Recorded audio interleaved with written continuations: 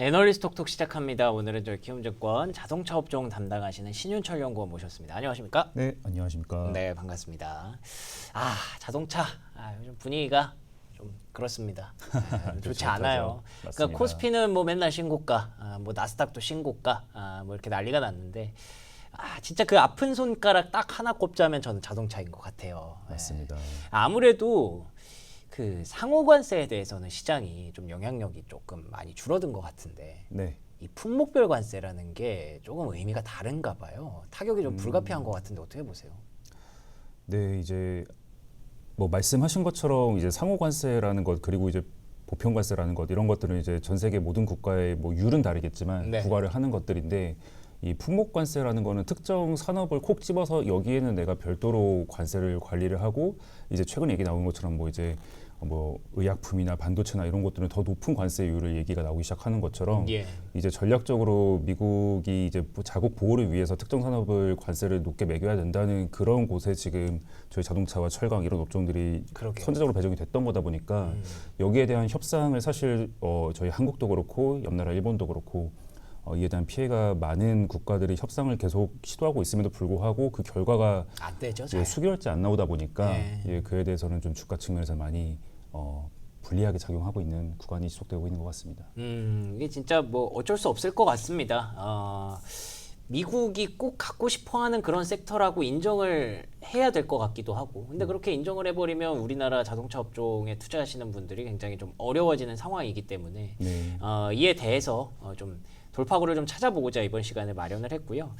그래도 좀 희망을 가질 수 있는 내용이 2분기에 그 현대차, 기아 판매량 보니까 네네. 꽤 선전을 했더라고요.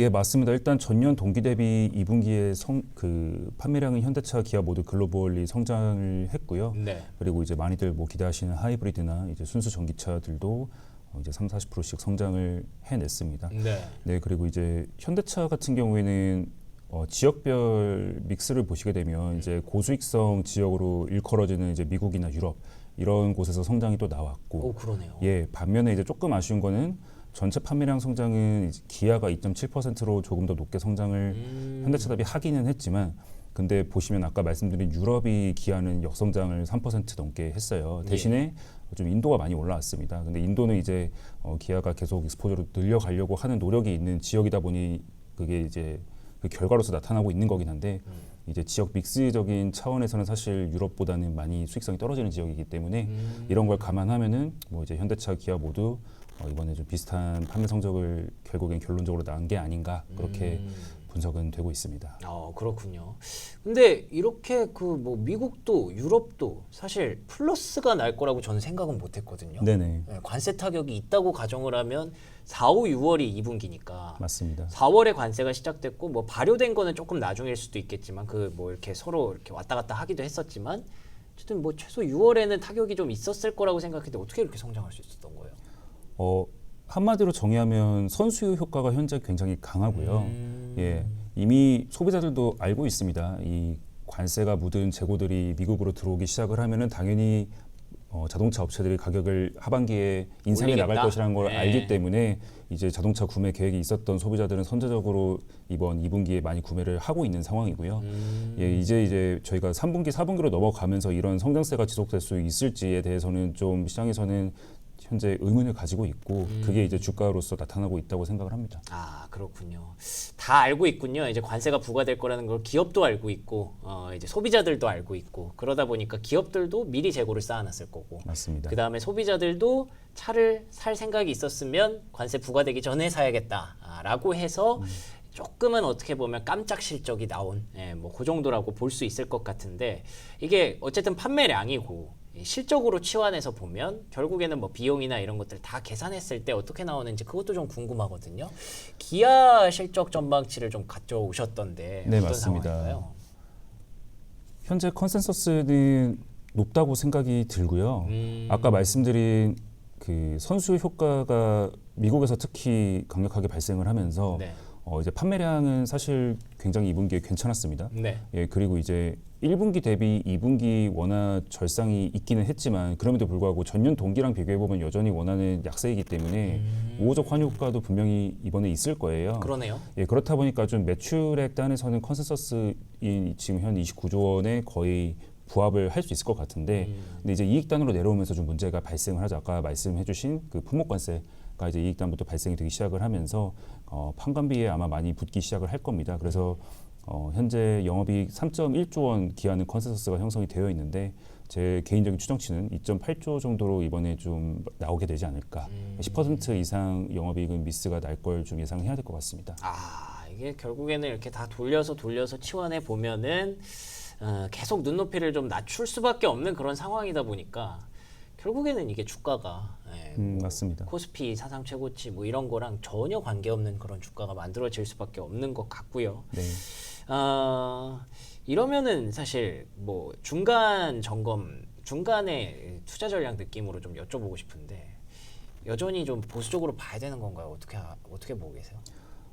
최근 들어서 좀 바뀐 거는 그 아시다시피 상호관세 부과일이 8월 1일로 유예가 한번 되지 않았습니까? 예, 그렇죠. 네, 지금 실질적으로 백악관에서는 자동차 품목관세에 대해서 인하에 대한 생각이 없다고 코멘트가 나오고는 있지만, 네. 이제 산업계라든지 아니면 이제 계속 정치권에서도 미국과 협상을 마지막 7월 말까지 하려고 들고 있기 때문에 이게 25%에서 갑자기 영국처럼 10%까지 대폭 낮아진다까지는 당연히 어려울 수 있습니다. 하지만 이제 25%가 예를 들어서 뭐 15%뭐 아니면 20% 이렇게 낮아지는 만약에 뉴스가 나오게 된다고 하면은 네. 그러면 이제 전반적인 추정치가 한번 상향 조정은 될 수는 있을 거는 같아요. 네, 근데 이제 이게 어떻게 보면은 양날의 검일 수도 있는 거는 현재로서는 관세가 추가적으로 인하가 될 수 있다는 기대감이 여전히 주가의 형성이 좀 어느 정도 반영이 되어 있다고 생각을 하거든요. 예, 하지만 그 25%가 예를 들어서 뭐 영국처럼 10% 정도로는 낮춰지겠지라는 기대감이 만약에 지금 주가에 반영이 되어 있는 게 지금 주가라면 그러면 이게 또 발표됐을 15%, 때 20%로 확정이 되는 순간 이제 저희가 코로나 때 계속 초과 수요 사이클에서 호실적을 누렸던 그 이익은 당분간 트럼프 정권에서 못 보겠구나. 이런 생각으로 번지면서 주가가 오히려 안 될 수도 있다고 생각이 반대로 들기도 하거든요. 네. 예, 그래서 정말 협상 결과가 많이 중요할 것 같고 예. 만약에 시장에서 기대하는 것보다 협상 결과가 조금 아쉽게 나온다고 했을 땐 이제 각 종목별로 뭐 주주 환원이 됐던 그쵸. 뭐 아니면은 다른 걸 봐야겠죠. 예, 이제 저희 현대 기아 이외에도 다른 종목들도 다 각자의 그 투자 포인트들이 있기 때문에 네네. 그걸 좀 개별 분석을 구체적으로 들어가는 게 맞을 것 같습니다. 사실 따지고 보면 자동차 업종도 이제 그 대한민국의 어떤 밸류업이라고 해야 될까요? 네. 요거에 분명히 수혜가 될 수 있는 맞습니다. 돈도 많고 할 수 있으면 충분히 주주환원도 많이 하고 있고 더 할 수 있는 그런 기업인데 그걸 또 안 봐주고 있어서 그런 맥락에서 한번 접근해 보는 건 어떨까 싶고 그 중에서 이제 현대모비스가 최근에 외국인 지분율이 계속 높아지고 있다고 하던데 네네. 혹시 그런 맥락인가요? 왜 어떤 매력이 있어서 이렇게 사는 걸까요? 방금 말씀 주신 것처럼 네. 현대모비스의 외국인 지분율이 최근에 43%를 돌파를 했고, 오. 네, 이거는 이제 2022년 이후로 처음입니다. 그리고 이제 하단에 있는 이 차트를 한번 봐주시게 되면, 네, 보시다시피 외국인 지분율이 이렇게 30% 중반대에서 바닥을 찍고 올라갔던 가장 마지막 사례가 흔히 알고 계시는 2010년대 초반의 차화정 때였거든요. 오, 그러네요. 네, 물론 그때보다 기울기가 좀 이제 가파르지 못하죠. 그렇죠. 외국인 지분율이 그렇게 빠르게 올라오고 있지는 못하지만 이 트렌드가 지금 수년째 지속이 되고 있고 말씀드린 것처럼 이 43%는 정말 또 오랜만에 돌파를 하는 거다 보니까 이런 트렌드가 지금 현대모비스에게 지속이 될 수 있을까에 대한 생각이 요즘에 좀 많이 있을 것 같습니다. 시장에서는. 네, 근데 이제 아무래도 똑같이 완성차도 부품도 25%라는 품목관세 대상이기는 한데요. 예. 근데 이제 완성차는 실질적으로 바로 고객에게 판매가 되는 사업인 거고, 근데 부품들은 이제 완성차라는 고객사에게 판매가 되는 B2B 사업이 메인이지 않습니까? 그러네요. 이제 그렇다 보니까 완성차 입장에서는 협력사들의 밸류 체인이 품목관세 때문에 그들도 품목관세를 이미 맡고 있는데 이제 그들이 예를 들어서 완성차가 실적이 어렵다고 해가지고 그들에게 예를 들어서 원가 절감을 요구를 한다든지 그런 거는 사실 밸류 체인의 붕괴를 가져올 수가 있기 때문에 사실상 부품사들은 오히려 완성차에게 품목관세 관련된 떠넘기는 비용을 상황이구나. 요구를 할 수 있는 업황으로 지금 접어들고 있거든요. 그게 사실 계약상에도 기재가 되어 있는 경우가 많습니다. 예, 이제 납품하는 과정에서 발생되는 부대 비용들을 고객사가 부담하게끔. 그러면 관세가 있다는 가정하에는 네. 완성차보다는 부품사가 조금 나은 낮죠. 입장이에요. 예. 예, 그리고 현대모비스가 이제 8월 말에 인베스터데이를 개최를 할 걸로 최근에 공시를 했는데 그때도 아마 가장 관심사는 이 관세를 어떻게 돌파할 것인가에 대한 얘기가 될 거예요. 그런데 이제 뭐 당연히 모비스가 고객사로부터 우리가 얼마를 받아올 수 있다 이런 얘기를 뭐 구체적으로 하시기는 어렵겠지만 아무래도 완성차 대비로는 이 품목관세 업황이 고착화된다고 했을 때 훨씬 어닝 하방 안정성은 견고하다는 걸 좀 투자자들에게 어필을 하게 될 것 같고 제가 보더라도 사업 구조상 훨씬 유리하게 맞아 보입니다. 그 배경으로 인해서 외국인들이 지금 매수를 하고 있다라고 보시는 거죠? 네, 어닝 안정성 그리고 아까 말씀 주셨던 주주 환원 측면에서도 오. 네, 사실 현대, 기아, 모비스 중에 예. 모두가 총 주주 환원율 35%를 3사 모두 제시를 하고 있거든요. 그런데 이제 자사주 자기 주식 매입 소각의 비율은 그 안에서 35% 안에서 현대, 모비스가 3사 중 가장 높습니다. 예. 예, 배당 비중이 가장 낮고 자기 예. 주식 가장 높은데 뭐 아시다시피 최근에 이제 상법 개정도 그렇고 그쵸. 자기 주식 소각 의무화도 그렇고 35%가 약간 기준점이 되고 있는 것 같더라고요.